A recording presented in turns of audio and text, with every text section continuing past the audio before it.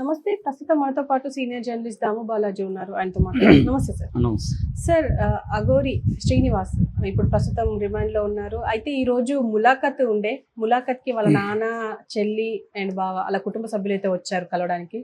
వచ్చిన తర్వాత అంటే కలిసి వచ్చిన తర్వాత బయట మీడియాతో మాట్లాడే ప్రయత్నం చేయలేదు. అండ్ మాట్లాడించినా కూడా అంటే చిందులు తొక్కారు అని చెప్పుకోవాలి. అండ్ ఇంకో పక్క అతనికి అంటే శ్రీనివాస్కి మొత్తం ఎక్స్టెండ్ చేశారు, మళ్ళీ బెయిల్ రాకుండా చేస్తున్నారు. అసలు ఇదంతా ఎట్లా చూడొచ్చు అంటారు సార్? కొద్దిగా అంటే మామూలుగా అఘోరి శ్రీనివాస్ మీద అనేక మిత్తులు ఉన్నాయి. అదేంటంటే అఘోరి శ్రీనివాస్ i20 కారు వాడడం, తర్వాత ఐఫోన్ వాడడం, డీజిల్ ఎట్లా అంటే ఎక్కడ దేశం అంతా కారులోనే తిరుగుతాడు. మామూలుగా మనకు ఇక్కడ నుంచి బెంగళూరుకో లేకపోతే ఇంకో చోటుకి వెళ్ళి వస్తే డీజిల్ బిల్లు వాచిపోతుంది. ఇవన్నీ ఖర్చులు ఎక్కడి నుంచి వస్తున్నాయి, తర్వాత లగ్జరీగా ఖర్చులు పెట్టడం అవన్నీ జరుగుతుంది కదా అనేది ఒక మిత్ ఉంది. రెండవది ఏంటంటే అఘోరికి పొలిటికల్ సపోర్ట్ ఉందని ఒక మిత్ ఉంది. ఈ కారు కూడా తమిళనాడుకి సంబంధించిన ఒక బిజినెస్ మ్యాన్ అనేది కూడా వార్త వచ్చింది. ఆ బిజినెస్ మ్యాన్కి అఘోరికి మంచి సంబంధాలు ఉన్నాయనేది వార్త వచ్చింది. సో ఏబీ సపోర్ట్ లేకుండా అఘోరి ఈ స్థాయిలో ఎలా ఒక్కసారిగా రైజ్ అయ్యారు అన్న ఇది వచ్చింది. అయితే ఇప్పుడు అఘోరి అరెస్ట్ అయిపోయి ఏప్రిల్ 22 అరెస్ట్ అయ్యాడు. సో అరెస్ట్ అయ్యి ఇప్పుడు 10 రోజులు దాటిపోయింది. మళ్ళీ ఎక్స్టెండ్ అయ్యే అవకాశం కనిపిస్తుంది. 14 డేస్ లోపల బెయిల్ రావాలి మామూలుగా. కానీ ఇక్కడ కొన్ని ఆశ్చర్యకరమైన విషయాలు ఏంటంటే అఘోరి లాయర్ని పెట్టుకోవడానికి కూడా నాకు స్తోమత లేదని కోర్టులో అఘోరి శ్రీనివాస్ చెప్పేశాడు.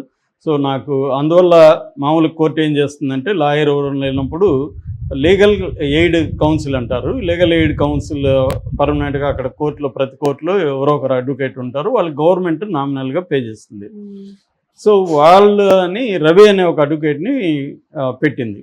సో ఇప్పుడు రవి మాట్లాడేది చూస్తే అతను బెయిల్ కాదు కదా, 10 ఏళ్ళు జైలు శిక్ష పడుతుంది అంటున్నాడు రవి అని. ఆయన మామూలుగా డిఫెన్స్ అడ్వకేట్లు ఎప్పుడైనా కూడా బెయిల్ తీసుకురావడం మీద డే 1లో కృషి చేయాలి.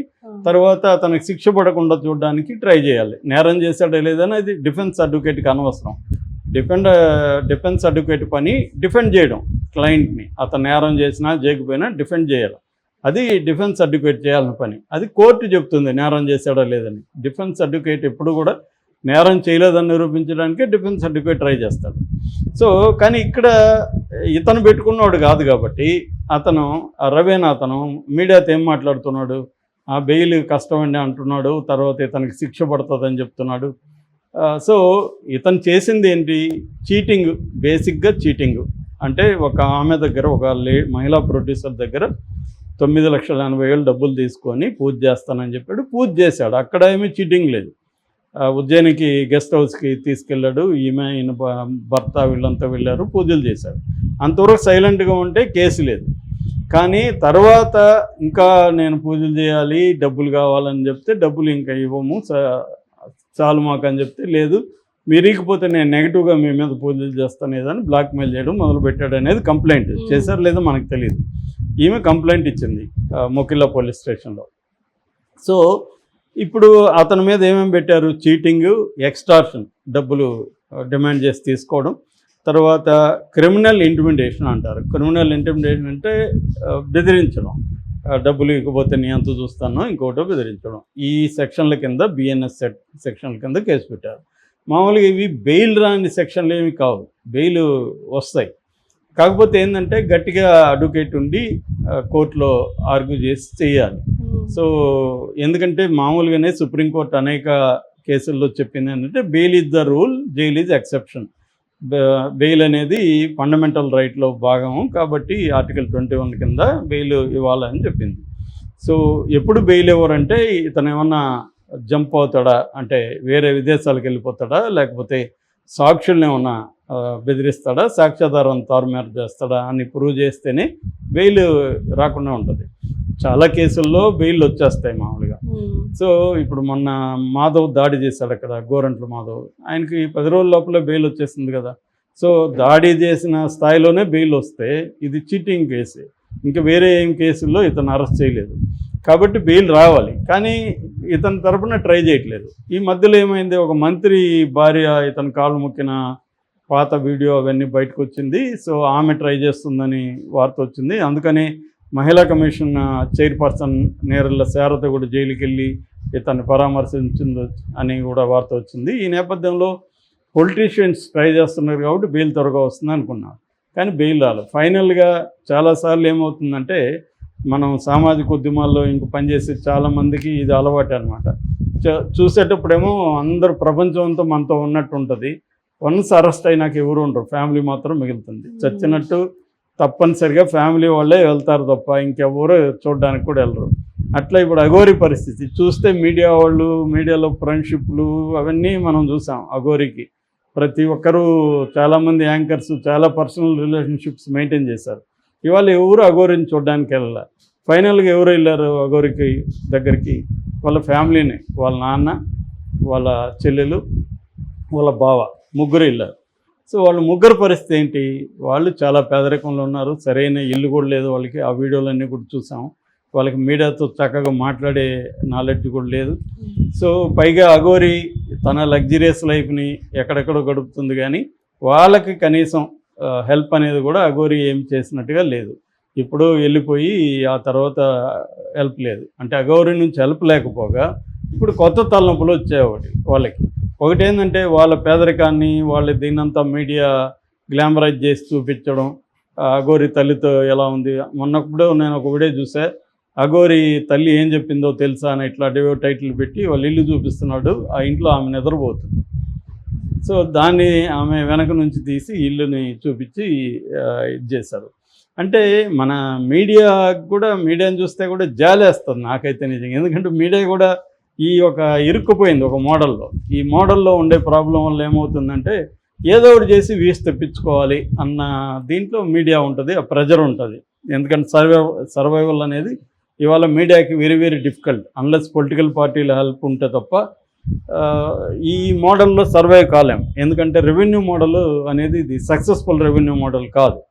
సో ఈ నేపథ్యంలో ఇప్పుడు వీళ్ళు వెళ్ళినప్పుడు మీడియా వెళ్ళిపోయింది, మళ్ళీ వెళ్ళిపోయి వీళ్ళ ముందు మైకులు పెట్టింది. వాళ్ళకి ఆల్రెడీ కోపంగా ఉంది తల్లిదండ్రులకి కానీ వాళ్ళ ఫ్యామిలీ మెంబర్స్కి. ఎందుకు? వీడిని ఎప్పుడో వీడు పనికి రానోడు, మనకేం హెల్ప్ లేదు, వాడు వెళ్ళిపోయాడు, వీళ్ళేదో వెళ్ళి పని చేసుకు. ఇప్పుడు బెల్లంపల్లి నుంచి హైదరాబాద్ రావాలంటే ముగ్గురు ఖర్చులు పెట్టుకొని రావాలి. వాళ్ళు ఏదో పనులు, కూలి పనులు ఇంకోటి చేసుకునేవాళ్ళు 2 రోజులు పనులు ఆపుకోవాలి. ఇతని కోసం ఏదో ఫ్రూట్స్ గిట్స్ ఏదో తెచ్చివ్వాలి. ఇన్ని చేస్తే మళ్ళీ మీడియా వాళ్ళు వచ్చి కెమెరా పెడితే వాళ్ళు ఏం చేస్తారు? వాళ్ళకి ఏం చెప్పాలి? వాళ్ళ దగ్గర ఏముంది ఇన్ఫర్మేషన్ చెప్పడానికి? వాళ్ళేదో చూసి కన్నీళ్ళు వేసుకొని, ఎందుకంటే జైల్లో ఉన్నాడు కొడుకు, ఎవరు చూసుకునేవాళ్ళు లేరు అనే ఒక బాధతో వాళ్ళు వచ్చి కలిసిపోదాం అనుకుంటే మీడియా వెళ్ళి మీరేం చెప్తారు దీంట్లో, ఏవో అడిగితే వాళ్ళకి చికాకు వస్తుంది కదా. అందువల్ల వాళ్ళు చికాకుగా వాళ్ళు మాట్లాడకుండా వెళ్ళిపోయారు తప్ప మీడియా మీద దాడి చేయడమో ఇంకొకటే కాదు. వాళ్ళకున్న ప్రాబ్లమ్స్ నుంచి వాళ్ళు ఇది చేశారు. అట్లాగే ఇప్పుడు అఘోరిని కాపాడలేని పరిస్థితి కూడా. వాళ్ళు లాయర్ని పెట్టుకొని వాళ్ళు బెయిల్ ఇప్పించడం అనేది కష్టం. ఎందుకంటే ఇవాళ ఇట్లాంటి కేసుల్లో లాయర్లు కూడా వెరీ కాస్ట్లీగా ఉంటారు. సో అంత డబ్బులు అంటే లక్షల్లోనే ఉంటారు. అంత లక్షల్లో ఖర్చు పెట్టే పరిస్థితి వాళ్ళకి లేదు. అఘోరి ఎందుకు ఇదంతా ప్లాన్ లేదా అఘోరికి అంటే? అఘోరిని చూస్తే మనకేమనిపిస్తుంది అంటే నేను అబౌవ్ ద లా అన్న ఫీలింగ్ కనపడుతుంది ఇప్పటి వరకు. సో నేను అది ఓపెన్గా కూడా ఒక ఎవరితోనూ యాంకర్తో ఆడియో కాల్లో కూడా బయటకు వచ్చింది. అంబేద్కర్ను కూడా రాజ్యాంగం అంబేద్కర్ రాశాడంటే అంబేద్కర్ను కూడా బండబూతులు తిట్టడం, నాకు రాజ్యాంగానికి సంబంధం లేదు, నేనే రాజ్యాంగం అన్నట్టు మాట్లాడడం, ఇవన్నీ అఘోరి చేసిన తప్పులు కావచ్చు, అహంకారపూరిత చర్యలు కావచ్చు. ఎందుకంటే అంబేద్కర్ని తిట్టడం వల్ల టోటల్గా దళిత్ సెక్షన్ నుంచే అఘోరికి సింపతి అనేది పోయింది. అట్లాగే ఆల్రెడీ హిందూ సంఘాలకు కూడా అఘోరి పట్ల కోపమే ఉంది. అంటే ఇష్టం వచ్చినట్టు చేస్తున్నాడు. అంటే సనాతన ధర్మం ఏదో ఒక క్లారిటీ లేదు. సనాతన ధర్మం అంటే సనాతన ధర్మంతో మీద పోరాడాలి, లేదా మహిళల కోసం అంటే మహిళల కోసం పోరాడాలి, ఇవేవి లేదు. పైగా 2 పెళ్ళిళ్ళు చేసుకోవడం. అఘోరీనే ట్రాన్స్జెండర్కి మళ్ళీ అమ్మాయిలతో పెళ్ళిళ్ళు ఎందుకు? సో అమ్మాయిలతో పెళ్ళిళ్ళు. రాధా మళ్ళీ శ్రీవర్షిని, మళ్ళీ రాధా కేసు పెట్టింది. ఈ లోపల ట్రాన్స్జెండర్స్ కూడా ఇది ట్రాన్స్జెండర్ కాదు, ఫేక్ ట్రాన్స్జెండరు, కావాలనే ఇతను మగవాడే, ఇతను దీనికోసమే అంగం తీసేసి సర్జరీ చేయించుకున్నాడని ఆమె ఎవరు ఒక ఆమె జోగిని సంధ్య, ఆమె వెళ్ళి సాంబేర్పేటలో కేసు పెట్టింది. ఇటు అఘోరి వాళ్ళు అఖాడా ఉంటుంది. అఘోరీలు అంటే ఏమి, వాళ్ళకి కూడా ఆర్గనైజేషన్స్ ఉంటాయి. దాదాపు 14 సంఘాలతో కూడిన వాళ్ళకి ఫెడరేషన్ లాంటిది ఉంటుంది. అటువంటి అందులో ఒకటి అఖాడా అంటారు దాన్ని. అఘోరి అఖాడా కూడా ఇతను అఘోరి కాదని వాళ్ళు ఇచ్చారు. అంటే ఇతను అఘోరి కాదు, ట్రాన్స్జెండర్ కాదు, సో హిందూ ఇది కాదు, ఎవరికి కాకుండా అయిపోయాడు జైల్లో. ఇప్పుడు చాలామందికి అఘోరిని చూస్తే జాలి కలిగే పరిస్థితిలో ఉంది. ఇంతకుముందు రకరకాల ఫీలింగ్స్ ఉండేవి అఘోరి పట్ల. ఇవాళ అఘోరి జైల్లో ఉన్నారు. అతను స్వయంకృతాపరాధం ప్లస్ మీడియా రోల్ కూడా ఉంది అనేది. మీడియా రోల్ ఖచ్చితంగా ఉంటుంది. మీడియా ఏమి అఘోరిని తయారు చేయలేదు కదా. అఘోరి తయారయ్యి మీడియా హెల్ప్ కోసం అఘోరిని మీడియాని ఉపయోగించుకోవడానికి ట్రై చేశారు. అఘోరికి హెల్ప్ అయింది. ఇది ఒక దశలో అంటే మీడియాని ఎలా ఉపయోగించుకోవాలనేది కానీ వ్యక్తులకు తెలియకపోతే మీడియా డబుల్ ఎడ్జెడ్ వెపన్. ఆ వెపన్ మనకు ఒక్కొక్కసారి పనికి వస్తుంది, ఒక్కొక్కసారి ప్రాణాంతకంగా మారిపోతుంది. ఇప్పుడు అఘోరికి అదే జరిగింది, శ్రీవర్షన్కి కూడా అదే జరిగింది.